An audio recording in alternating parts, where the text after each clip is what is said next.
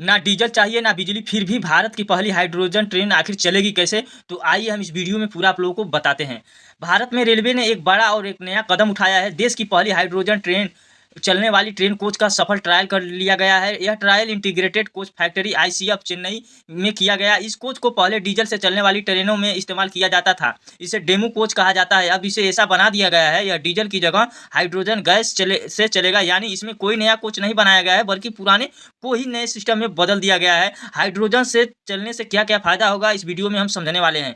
Hydrogen से चलने वाली ट्रेनों का सबसे बड़ा फ़ायदा यह होता है कि धुआँ या प्रदूषण बिल्कुल ही नहीं होता है। जब ट्रेन हाइड्रोजन से चलती है तो उसमें सिर्फ पानी भाप निकलता है। पानी की भाप निकलता है और कोई जहरीली गैस नहीं छोड़ती है। इससे वातावरण को कोई भी नुकसान नहीं होता है और ट्रेन चलाने का खर्चा भी बहुत कम आता है। कैसे चलती है हाइड्रोजन ट्रेन, ये हम आपको बताने वाले हैं। यह बात करते हैं उससे प्रोसेसिंग की जिससे ये ट्रेन हाइड्रोजन से चल पाती है। ये दरअसल एक स्मार्ट टेक्नोलॉजी है। इसे कोच में एक खास डिवाइस लगाई गई है जिसमें हाइड्रोजन फ्यूल सेल सिस्टम कहते हैं। इसमें 2 चीज़ें ली जाती है, हाइड्रोजन गैस टैंक में भरी जाती है और ऑक्सीजन जो हवा से ली जाती है। जब ये दोनों चीज़ें आपस में मिलती है तो एक केमिकल रिएक्शन होता है। इस प्रक्रिया से 3 चीज़ें बनती है। पहला है बिजली जिससे ट्रेन का मोटर चलता है और दूसरा गर्मी जो बाहर निकल जाती है। तीसरा पानी की भाप यानी सिर्फ भाप, कोई धुआं नहीं है। ट्रेन के कोच में या उसके साथ एक हाइड्रोजन टैंक होता है। इसमें हाइड्रोजन को बहुत ज़्यादा दबाव हाई प्रेशर में रखा जाता है।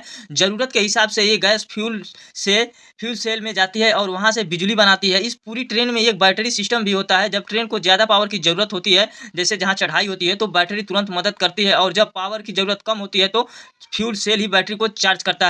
किन देशों के पास पहले से है ये ट्रेनें, आइए हम इस वीडियो में बताते हैं। भारत अब उन गिनती देशों के में शामिल हो गया है जिसके पास हाइड्रोजन ट्रेन हैं। इससे पहले जर्मनी और फ्रांस जैसे देशों में भी इस तकनीकी का इस्तेमाल किया गया है। अब भारत भी इस रेस में शामिल हो गया है।